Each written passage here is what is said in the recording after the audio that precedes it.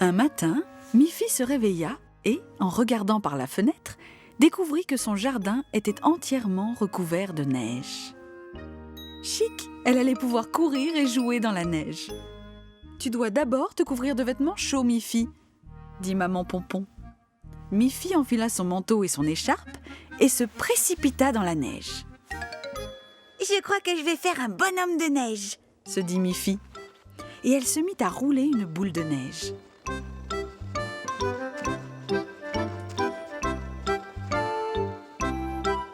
À ce moment-là, Boris et Barbara arrivèrent à ski dans le jardin de Miffy. « Bonjour Miffy !» dit Barbara. « Boris et moi avons décidé de faire du ski. Et nous avons pensé que tu aimerais en faire aussi. »« Ah, ce serait formidable !» dit Miffy.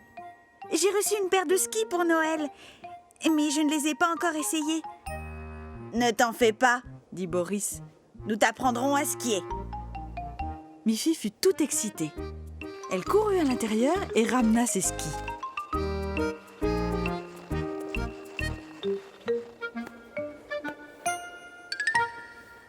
Boris lui tint la main quand elle fixa ses skis.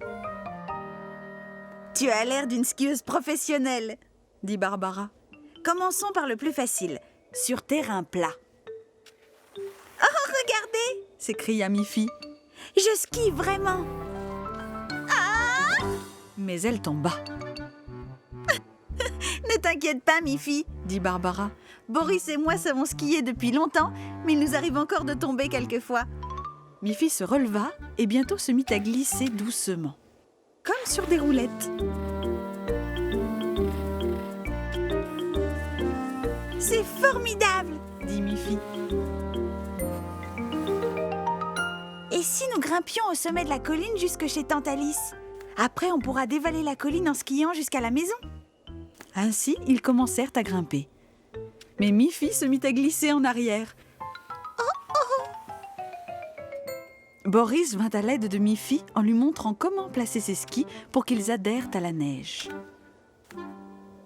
« Je pense que je peux le faire, » dit Miffy. Elle essaya et découvrit que ça marchait. Mais c'était quand même difficile.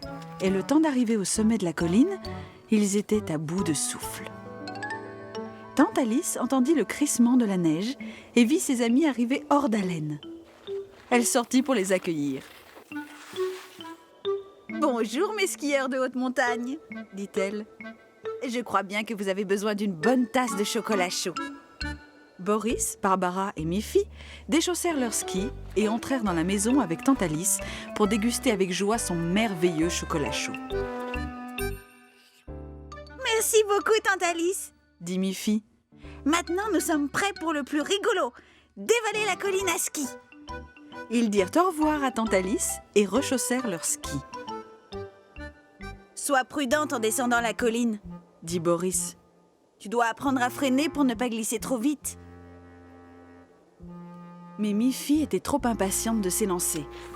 Et la voilà partie. Vite, toujours plus vite. Quelle joie, mais aussi un peu effrayant. Elle ne savait plus comment ralentir. Et quand elle passa sur une petite bosse, elle s'envola dans les airs et atterrit dans la neige poudreuse. Boris et Barbara se précipitèrent vers elle. Miffy leur dit « Ce matin, je voulais faire un bonhomme de neige.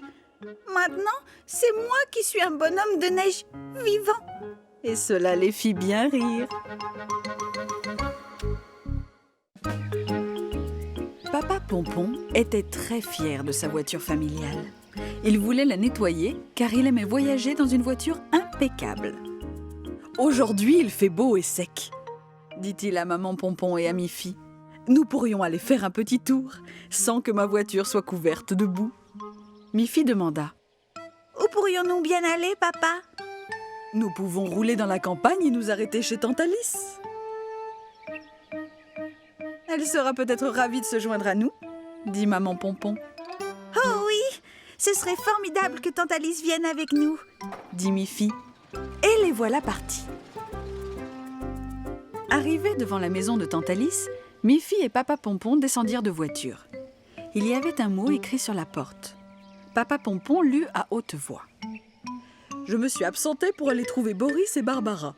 De retour plus tard. » Eh bien, allons aussi chez Boris et Barbara, dit Miffy. Ils se mirent donc en route à travers la forêt où habitaient Boris et Barbara. Il y avait beaucoup de feuilles mortes sur le chemin, et le déplacement d'air de la voiture les faisait tournoyer et s'agglutiner sur le capot tout propre. « Ce n'est rien, » dit Papa Pompon tout en roulant. « Ce ne sont que des feuilles et elles s'enlèvent facilement. » Près de la maison de Boris et Barbara, la voiture prit un virage. Et avant que Papa Pompon ne le vît, la voiture passa sur un petit tas d'épines. Sss, fit le pneu qui se dégonflait. « C'est bien notre veine, » dit Maman Pompon. « Un des pneus a été perforé. » « Qui a bien pu laisser ce tas d'épines au milieu du chemin ?» dit Papa Pompon. « Je suis arrivé dessus si vite que je n'ai pas eu le temps de freiner. » À ce moment-là, Boris arriva en courant, portant un râteau. « Bonjour tout le monde !» s'écria-t-il. « J'ai entendu du bruit et je me demandais ce qui se passait. Je suis très content de vous voir sains et saufs. J'étais en train de déblayer ces buissons épineux et j'étais allé chercher un râteau pour en débarrasser le chemin. Mais je vois que j'arrive trop tard. »« Ce n'est pas grave, » dit Papa Pompon. « Nous avons un pneu de rechange dans le coffre arrière. Ça va être vite fait. » « Je vais vous aider à changer de pneu. »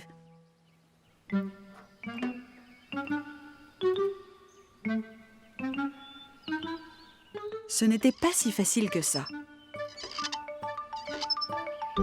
Et en plus, très salissant. Le costume de Papa Pompon était plein de taches.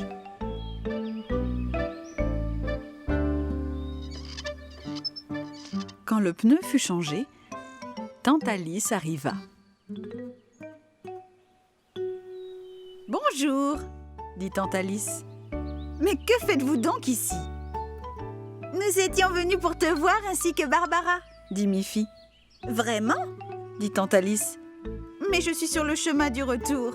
Il y a une longue marche et il va bientôt faire nuit. » « Nous avons été retardés. Nous avons eu une crevaison. Mais tout est arrangé. Et nous serions heureux de te ramener chez toi, » dit Papa Pompon. « Merci beaucoup, » dit Tante Alice. « C'est très gentil de votre part. » Ils repartirent avec un pneu neuf et Tante Alice. Mais la pluie se mit à tomber. Et très vite, le sol devint détrempé et boueux. Le temps de déposer Tante Alice chez elle et d'arriver à la maison, la voiture était couverte de boue. Miffy dit à Papa Pompon. « Papa, tu as vraiment bien fait de nettoyer la voiture ce matin. » Et naturellement, ils se mirent à rire joyeusement. En automne, les feuilles commencent à tomber des arbres. Un jour, Maman Pompon regarda par la fenêtre et dit « Miffy, tu veux bien m'aider à ramasser les feuilles mortes ? On ne peut pas les laisser sur le sol pendant tout l'hiver. »« Oh oui, maman !» dit Miffy. « Ce sera un plaisir de ramasser les feuilles. » Ainsi, mère et fille Pompon prirent chacune un râteau et commencèrent à ratisser les feuilles. Bientôt, toutes les feuilles râtelées formèrent un grand tas coloré. « Tu as très bien travaillé, ma petite Miffy, » dit Maman Pompon. « Rentrons, je vais te faire un bon chocolat chaud. » Tandis que Miffy et Maman Pompon se trouvaient dans la maison, Snuffy arriva dans le jardin. Elle vit le tas de feuilles et pensa qu'il était là pour qu'elle puisse jouer.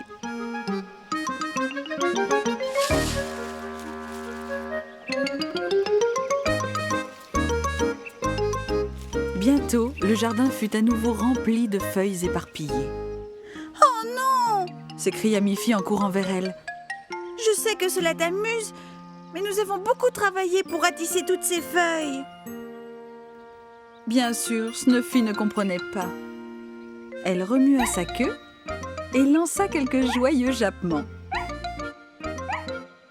Maman Pompon sortit de la maison et dit « Snuffy, si tu t'assois bien sagement et que tu attends que nous ayons ratissé encore une fois les feuilles, alors nous te donnerons un bel os.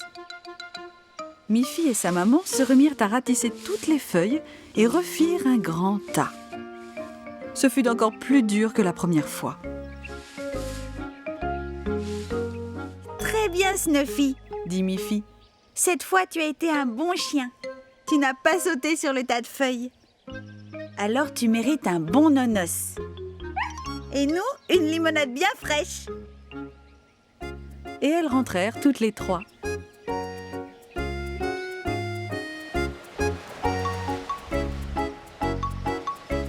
Plus tard ce jour-là, quelle ne fut pas la surprise de Miffy de voir le jardin à nouveau couvert de feuilles.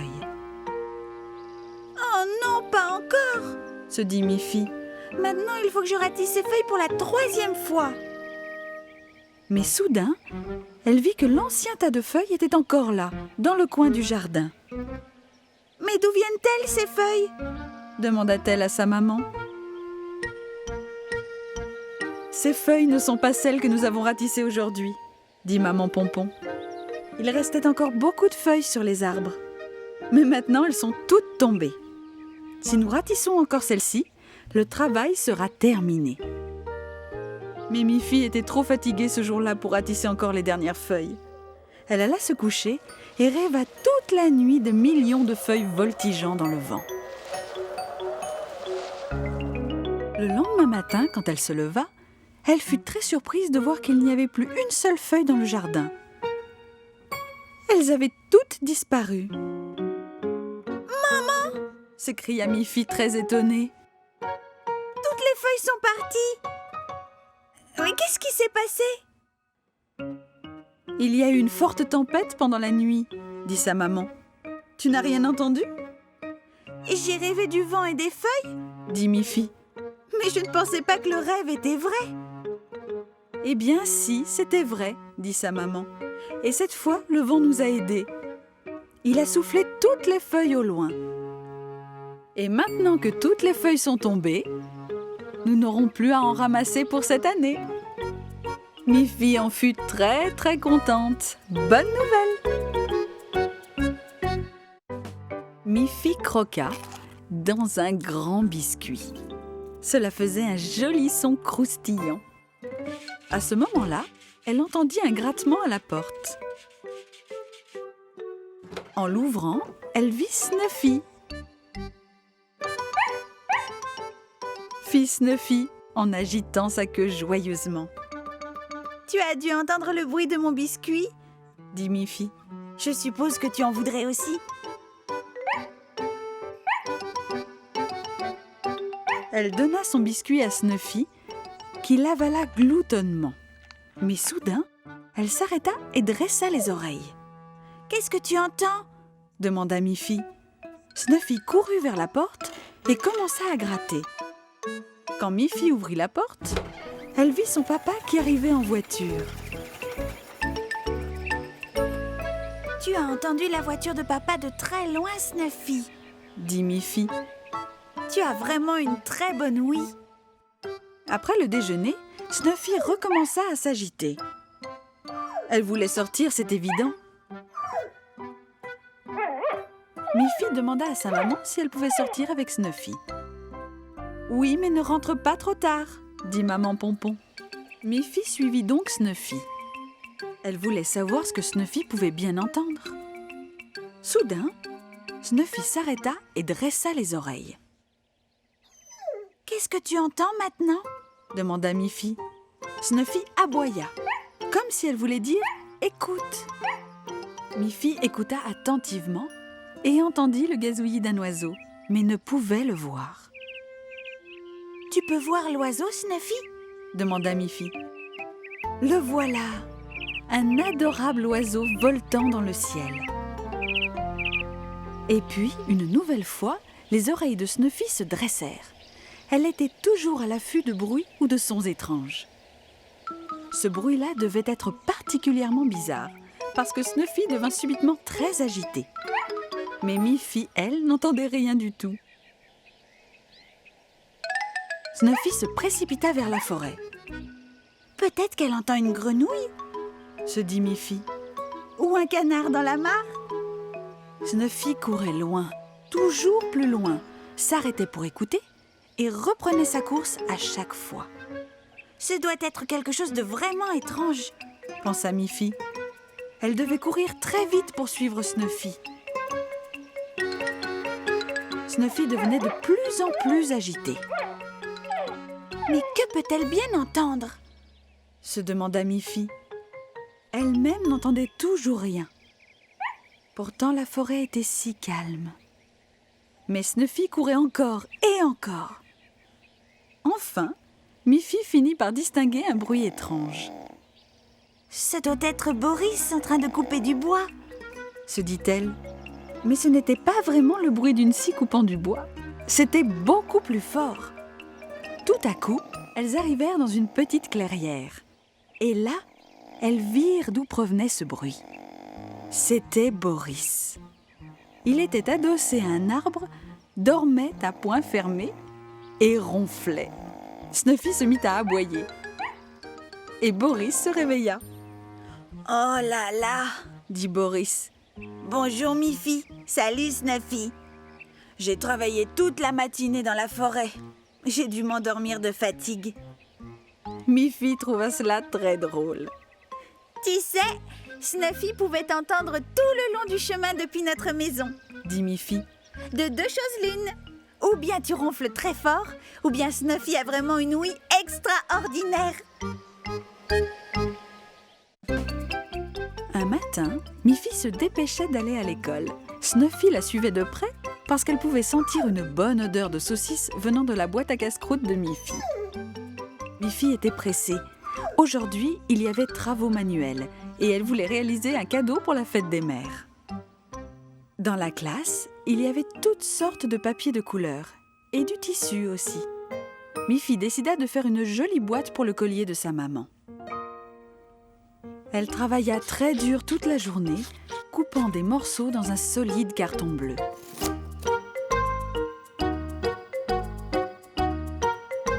Elle colla et rassembla les pièces pour en faire une magnifique boîte. Puis, elle prit un beau papier rouge et y découpa un cœur.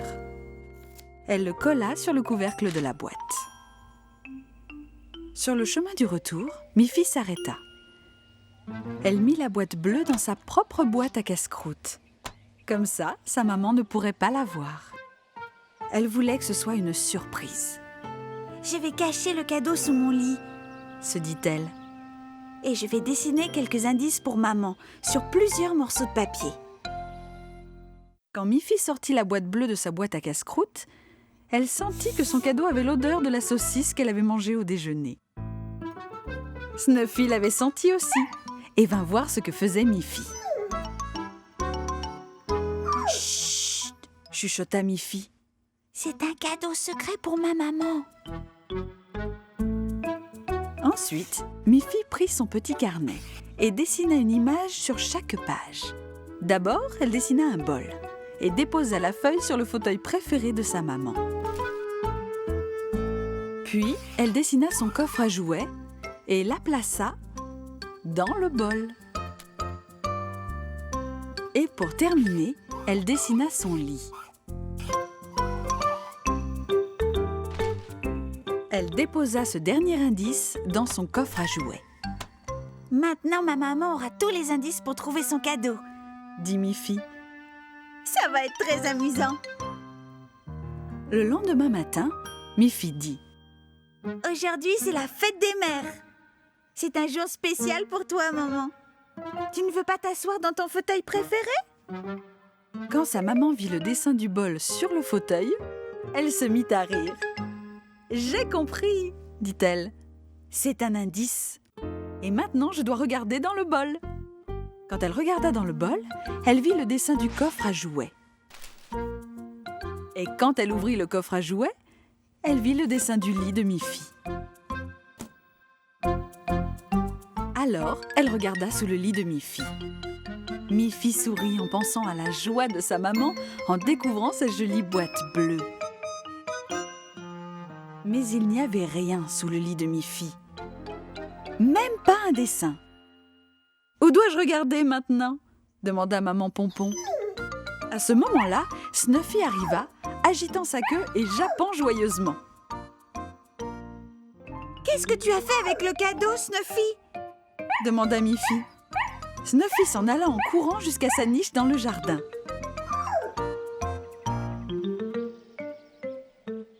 Maman Pompon regarda dans la niche. La boîte bleue était bien là. « Quel ravissant cadeau, Miffy !» s'exclama Maman Pompon toute heureuse. « Tu as eu une très bonne idée, Miffy. Et quelle bonne idée aussi de l'avoir déposé dans la niche de Snuffy. » Je n'aurais jamais pensé à le chercher là-dedans. Et elle en rit de bon cœur. Ce fut une fête des mères très réussie.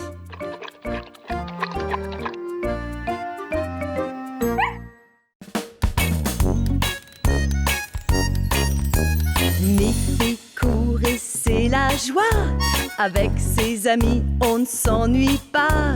Snuffy, Agathe, Barbara, Boris, Colette, ils sont tous là. Et tous ensemble, belle